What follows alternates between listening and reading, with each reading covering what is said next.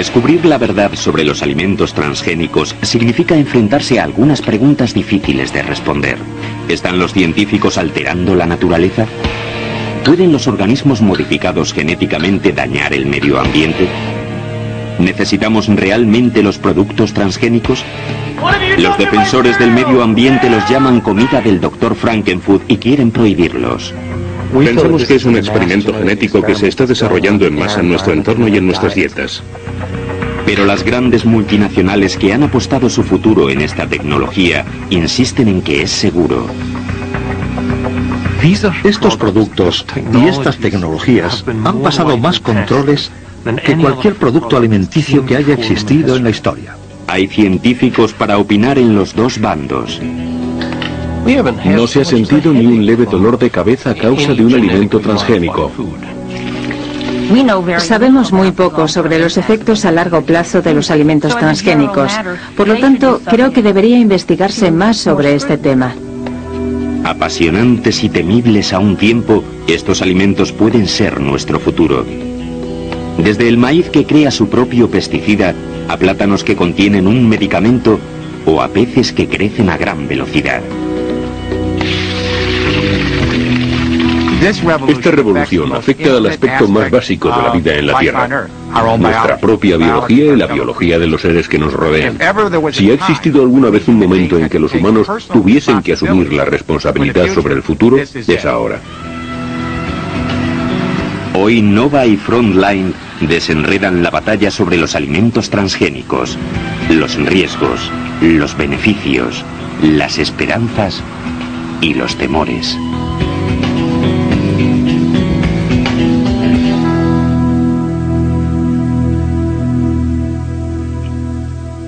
Alimentos transgénicos.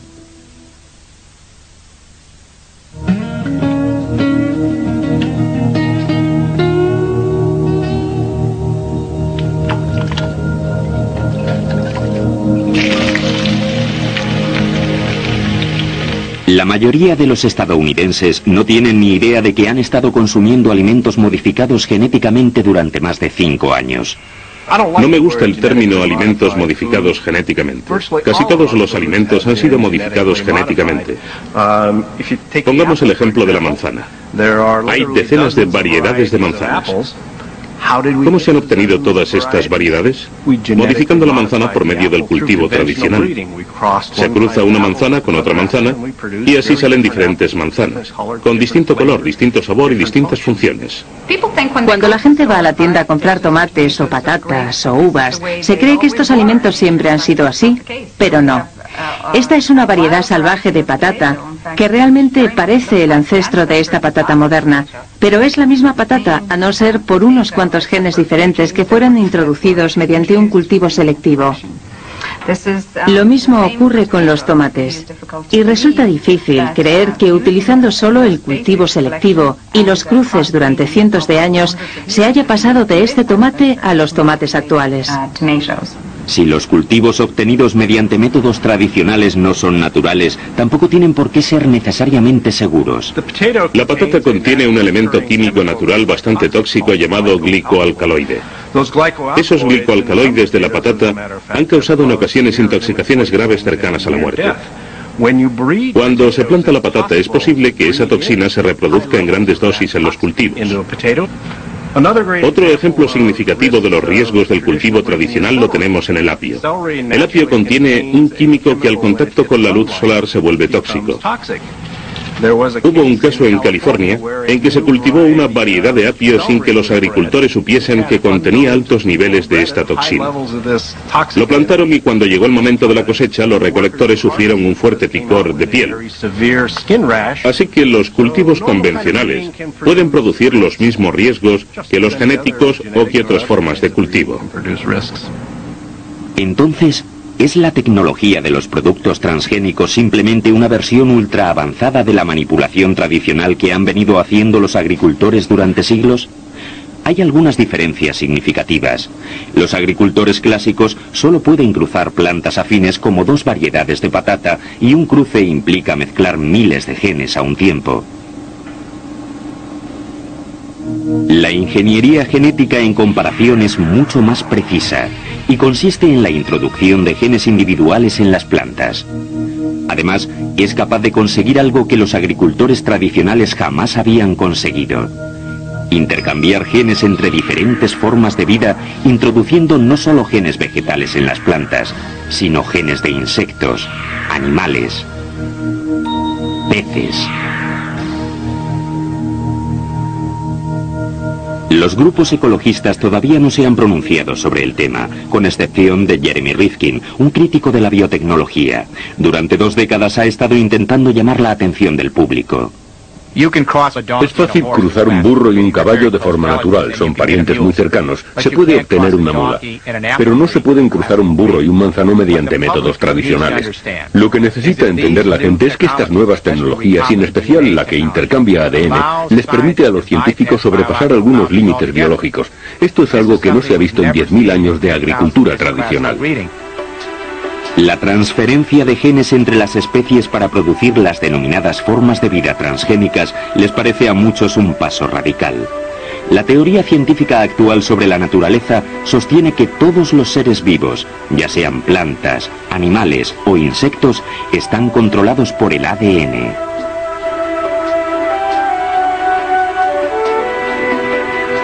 Todos se basan en miles de genes diminutos que controlan el crecimiento de las cosas.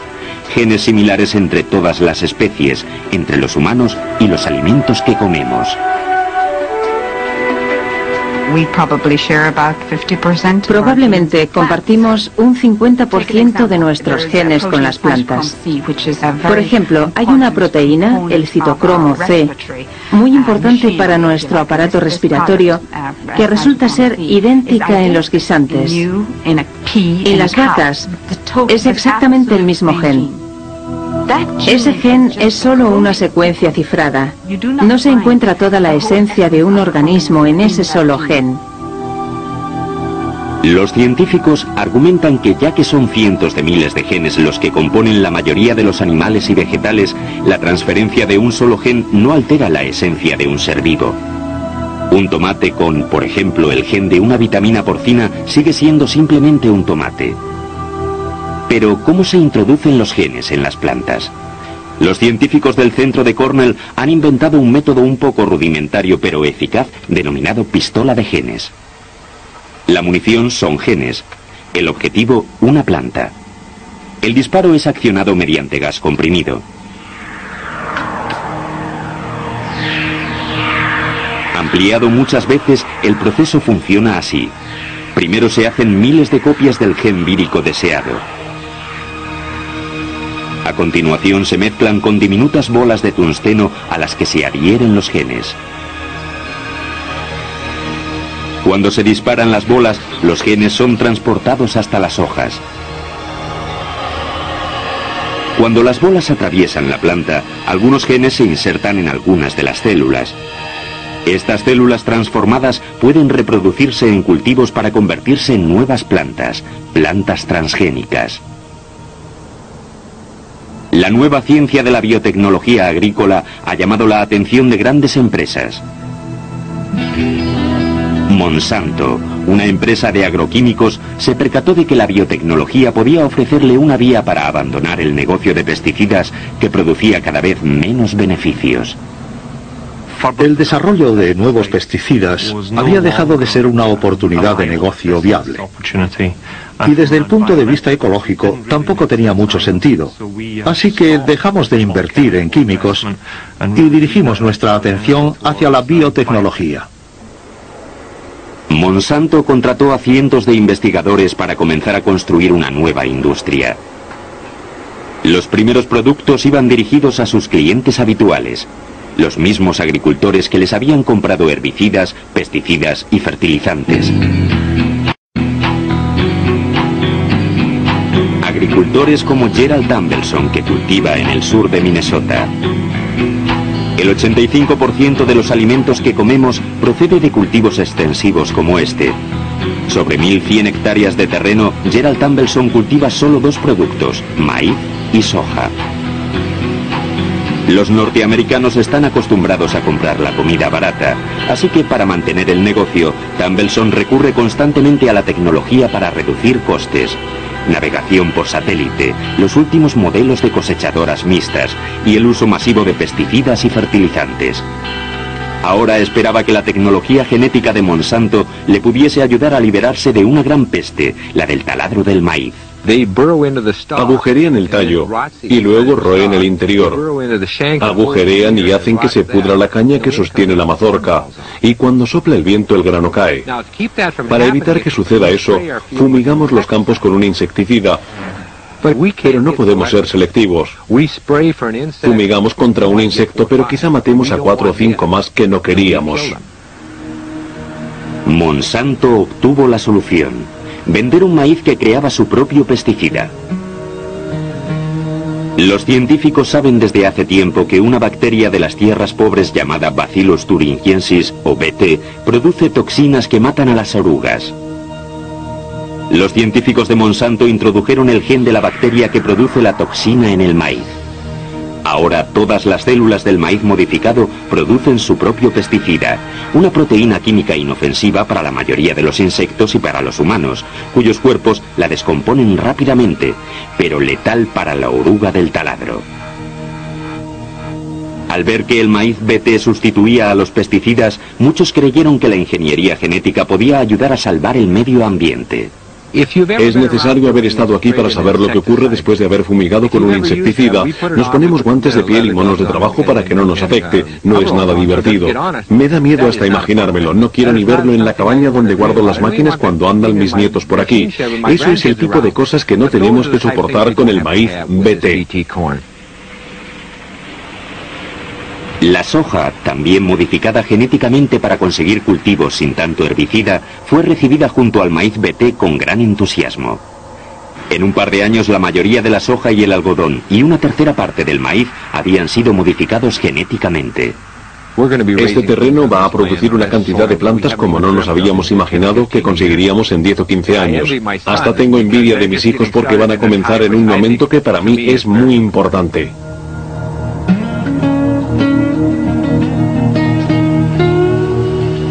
En 1996, los agricultores ya cultivaban el maíz BT como cualquier otro. Lo mezclaban con otros cultivos no modificados y enviaban todo el grano a las procesadoras de alimentos que hay por todo Estados Unidos. Dado que el maíz y la soja se utilizan en cientos de productos, estos organismos modificados genéticamente, u OMG, se introdujeron rápidamente en todo tipo de productos, desde cereales a sodas, y en los estómagos de millones de norteamericanos.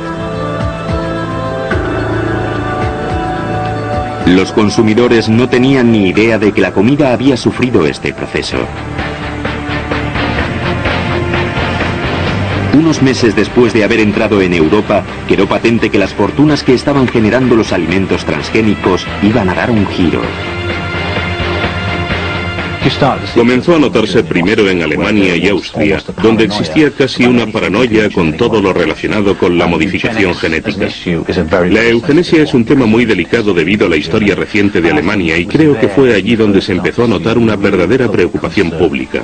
Fue en Alemania y Austria donde comenzó a crecer la fobia y desde donde se extendió.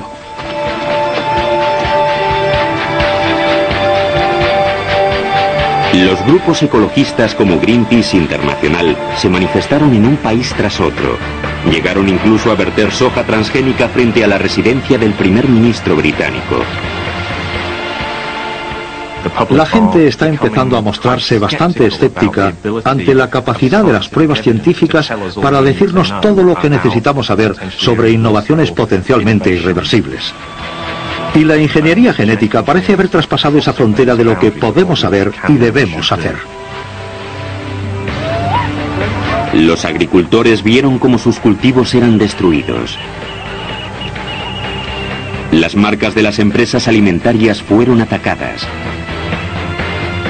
Los supermercados se vieron obligados a retirar los productos transgénicos de sus estanterías. Se generó un amplio movimiento popular de gente enfadada por no haber sido consultada sobre la introducción de los alimentos transgénicos.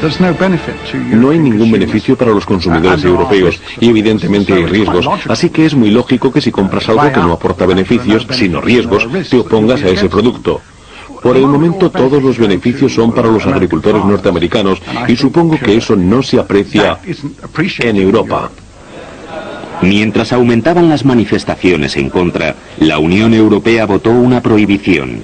No se comercializaría ningún producto modificado genéticamente hasta nuevo aviso, y todos los productos transgénicos importados tendrían que estar etiquetados. El aumento de la oposición en Europa parecía cuestionar todo el futuro de los alimentos transgénicos. Un aspecto que puede subyacer a esta preocupación es que los transgénicos quizá no estén demasiado bien, pues van contra la voluntad de Dios.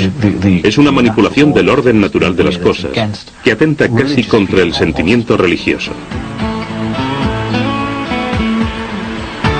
¿Qué garantías tenemos de que podemos comer estos productos transgénicos sin miedo? Por primera vez en la historia estamos introduciendo genes de fuentes nuevas, genes que contienen códigos de proteínas que no hemos experimentado nunca en el cuerpo humano. Estoy seguro de que muchos de ellos serán seguros, pero si la mayoría de ellos son seguros, no se sabe. No se puede demostrar que sean seguros. No se puede probar que ninguna tecnología nueva que existe actualmente en el mundo sea totalmente segura.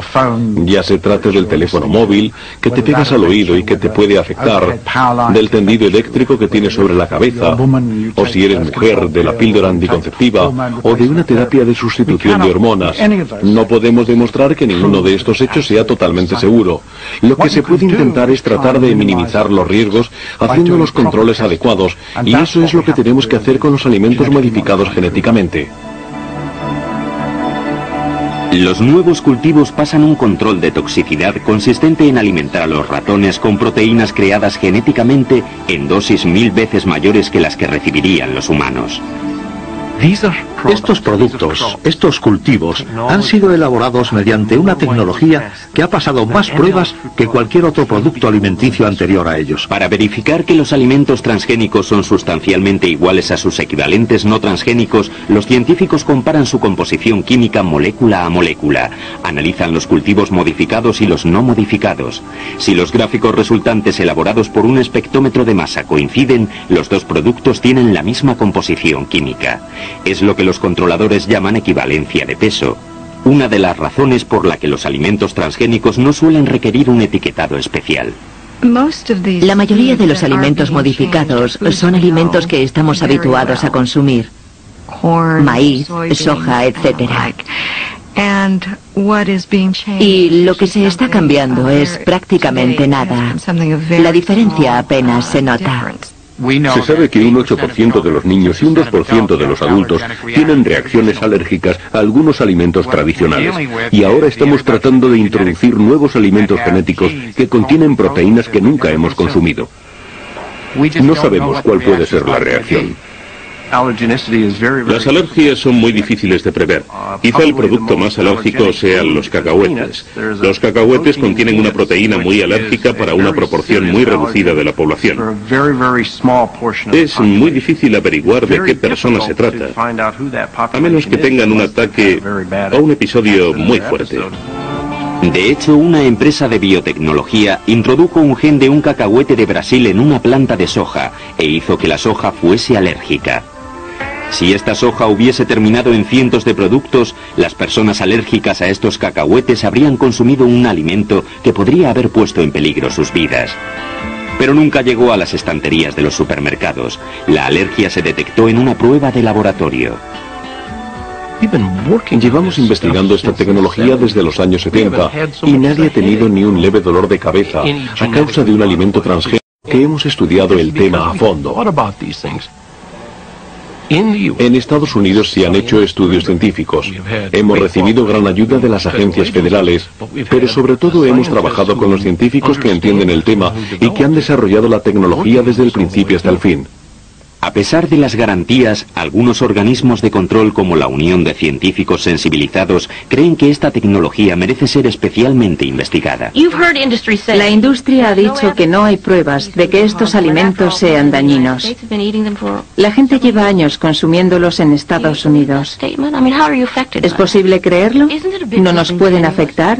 ¿No es un poco increíble? ¿Cómo es posible saber si alguien ha enfermado a causa de un alimento transgénico si no están etiquetados? ¿Cómo puede haber pruebas si no han permitido etiquetar los alimentos? Dicen que no hay pruebas de que sean dañinos. La razón se debe a que no han permitido seguir la pista del daño. Quizá no haya un ejemplo mejor de la dificultad de seguir el rastro de los alimentos transgénicos que la historia de un tipo de maíz llamado Starling. Starling, inventado por Aventis, una de las empresas que compiten con Monsanto, estaba diseñado para los desayunos de los norteamericanos. Pero las cosas no marcharon como debían. Starling es idéntico a cualquier maíz normal, a no ser por una toxina que se le había introducido, denominada CRY 9C, que la Agencia de Protección del Medio Ambiente solo había aprobado para uso animal. Convencida de que era segura para los humanos, Aventis realizó más pruebas. Mientras tanto, decidieron lanzarse adelante y se lo vendieron a los ganaderos como alimento exclusivamente animal. La organización ecologista Amigos de la Tierra supervisa de forma rutinaria las listas de nuevos productos en busca de las aprobaciones de nuevos cultivos transgénicos. En julio de 2000, en una página web de la EPA, encontraron el Starling. Estuvimos hablando con algunos ganaderos y nos dijeron que la mayoría de ellos no separaban el maíz modificado genéticamente del maíz convencional. Dado que la mayoría del maíz no se separaba y que había un tipo de maíz no apto para el consumo humano, pensé que existían muchas probabilidades de que el maíz hubiese entrado en nuestra alimentación. Fui al supermercado local y compré 23 productos que contenían maíz. Larry los llevó a la oficina y los envió al laboratorio con una nota. ¿Contiene alguno de ellos la proteína no autorizada CRY 9C? En el laboratorio se descubrió maíz Starling en un producto, los Taco Shells, que hacía la Taco Bell. Repetimos 2 y 3 veces las pruebas, conscientes de que la confianza de los consumidores, millones de dólares y el futuro de los agricultores dependían de esos análisis.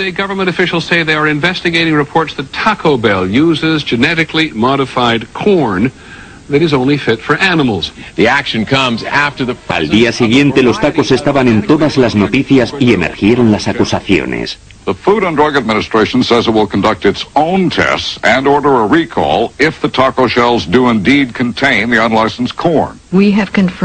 Hemos confirmado tras los análisis de laboratorio que el maíz entró en la cadena alimentaria.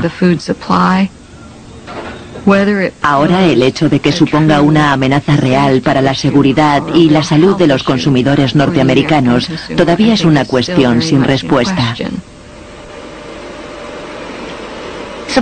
Imaginemos que Amigos de la Tierra nunca hubiese hecho estas pruebas. Imaginemos que haya gente alérgica al CRY 9C. ¿Lo habríamos descubierto? ¿Sabría una persona que hubiese ingerido un taco y hubiese enfermado que la causa era el maíz modificado genéticamente que contenía su taco? ¿Cómo lo podría saber la gente? La ausencia de pruebas no quiere decir ausencia de daños.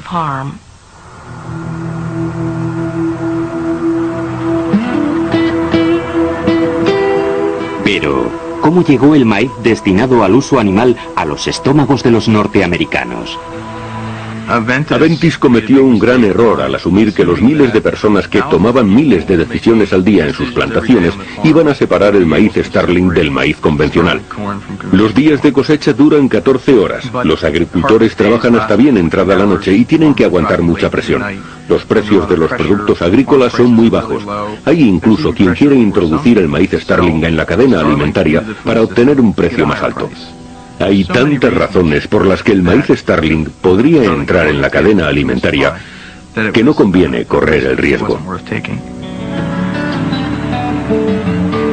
Con un coste de $500 millones, Aventis ha retirado finalmente el maíz Starling del mercado, pero después de que se hubiese comercializado por todo el mundo. Se ha encontrado maíz Starling en una levadura de Japón. Se ha encontrado en Corea, en el Reino Unido y en Dinamarca. Así que la contaminación está por todo el mundo.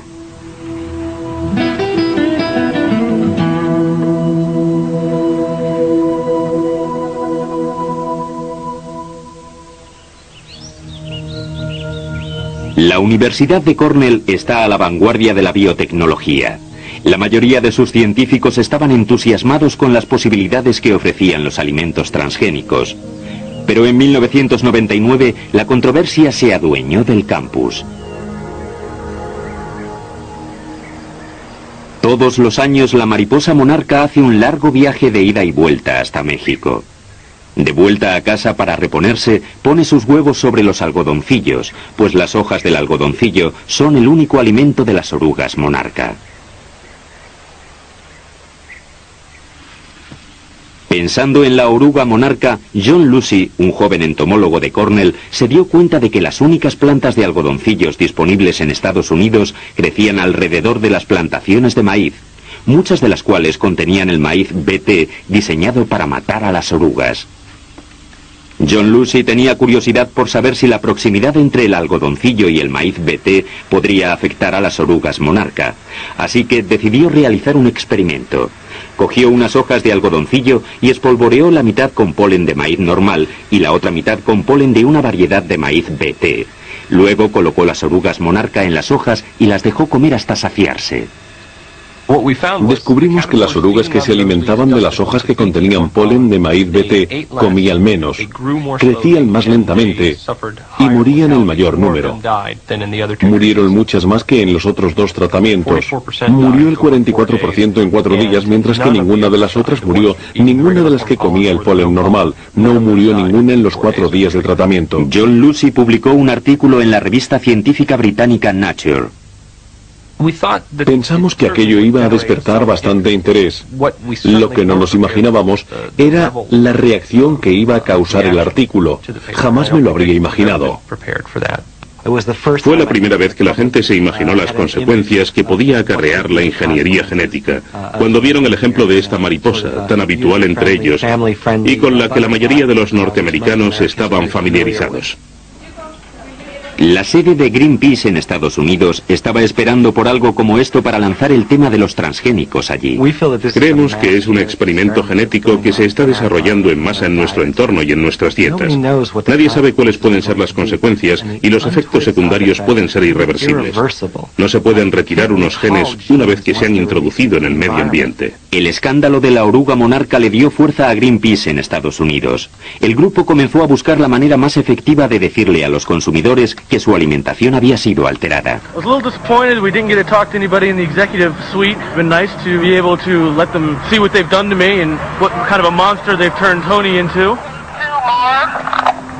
Call Bill Duggan, tell him they're over here at Cereal City and we got the police over here. This is a city sidewalk. I need your driver's license, sir. Por muy pequeñas que fueran estas manifestaciones, parecieron asustar al gigante alimentario de $600.000 millones. Nadie quería ver su marca manchada con la imagen del Dr. Frankenfood. Greenpeace is here to send a clear message to the Kellogg's Corporation that we need pure food. We need pure food in our breakfast tables. We need pure food for our children. Stop the use of genetically modified organisms. Volviendo a Cornell, John Lucy estaba ahora inmerso en un polémico debate en torno a los alimentos de la biotecnología. John tuvo que defender sus conclusiones punto por punto frente a la opinión de sus colegas científicos. La verdadera pregunta es, ¿cuáles son sus efectos sobre las plantaciones? Tiene que ocurrir toda una serie de acontecimientos para que esto se convierta en un verdadero riesgo. El polen de maíz BT es muy pesado y no llega muy lejos. Eso es cierto. Como se ha dicho después de la publicación del artículo, el polen no llega muy lejos. Así que, si la monarca se ve afectada, probablemente solo se vea afectada en las plantaciones o a pocos kilómetros de esas plantaciones. Hay que tener en cuenta que el algodoncillo es una mala hierba y que los agricultores la eliminan. De hecho, se encuentra en la lista oficial de hierbas nocivas. Así que no hay una población tan abundante de algodoncillos en las plantaciones de maíz. Cualquier proporción de algodoncillos que exista en cualquier parte tiene que estar en los campos de maíz. Así que la teoría de que no están en las plantaciones no es cierta. El sistema cometió un pequeño error al no realizar pruebas con las mariposas a las que no iba dirigido el ataque. Se tenían que haber recogido más datos. Pero las empresas de biotecnología replicaron que la prensa no había tenido en cuenta el factor más importante, que el polen BT es mucho menos dañino que los métodos tradicionales de controlar las plagas del taladro. Como la fumigación extensiva con pesticidas químicos, que no solo mata a las orugas, sino a cualquier insecto de la plantación, incluyendo a las mariposas monarca. Si se prohíben los cultivos del tipo del maíz BT, entonces aumentará el uso de pesticidas, que son sin duda perjudiciales. Si puedes elegir entre eliminar el BT, que ataca específicamente a los lepidópteros o mariposas, y fumigar con un insecticida más genérico, que va a matar prácticamente a todos los organismos que haya, entonces, sin duda, el impacto ambiental es menor utilizando el BT que utilizando el insecticida. Ya se trate del maíz o del algodón, las empresas de biotecnología han intentado dar una imagen de los cultivos transgénicos como altamente beneficiosos para el medio ambiente. El algodón BT ha sido toda una revolución para el control de insectos en los cultivos. Normalmente, los cultivos se fumigan entre 8 y 10 veces con insecticida que se fumiga normalmente sobre la plantación. Actualmente, los cultivos de algodón crecen con solo 1 o 2 aplicaciones. El algodón es el número 1 mundial en uso de pesticidas. Es irónico que pensemos en el algodón como una fibra natural y que no comprendamos que es uno de los mayores contaminantes del medio ambiente. El algodón BT nos proporciona una oportunidad de reducir la cantidad de pesticidas que fumigamos sobre nuestros cultivos y que no solo tienen consecuencias para el medio ambiente, sino para las personas que tienen que manipular estos pesticidas y fumigar los campos. Nos tenemos que dar cuenta de que las grandes empresas de biotecnología fueron en origen empresas agroquímicas que hacían pesticidas y todavía lo son. La razón por la que se apuntaron a la biotecnología es porque previeron el final del mercado de pesticidas. Evidentemente, si este es el argumento, es mejor que el uso de pesticidas sintéticos, pero no creo que lo sea. No creo que sea mejor sustituir una tecnología perjudicial para el medio ambiente por otra tecnología perjudicial para el medio ambiente. Creo que hay mucha gente que piensa que no estamos cultivando de la manera correcta, que no estamos produciendo alimentos de la manera correcta en este país.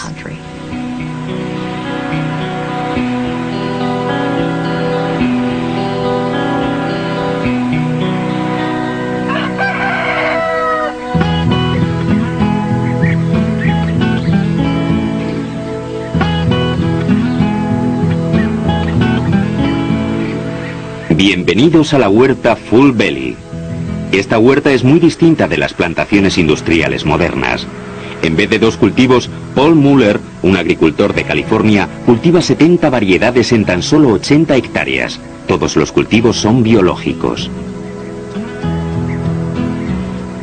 Aquí tenemos una de nuestras plantaciones de otoño. No es un terreno muy grande, solo mide algo más de 2 hectáreas. Aquí cultivamos cantidad de productos. Todos los otoños recogemos para vender brócoli, calabazas y coles de distintos tipos, vegetales que aguantan el invierno. Allí tenemos remolacha y lombarda, y aquí lechugas, cebollas, remolacha azucarera y vegetales de este tipo. En vez de herbicidas, Muller se vale de las ovejas para quitar las malas hierbas. No utiliza fertilizantes químicos, sino compost.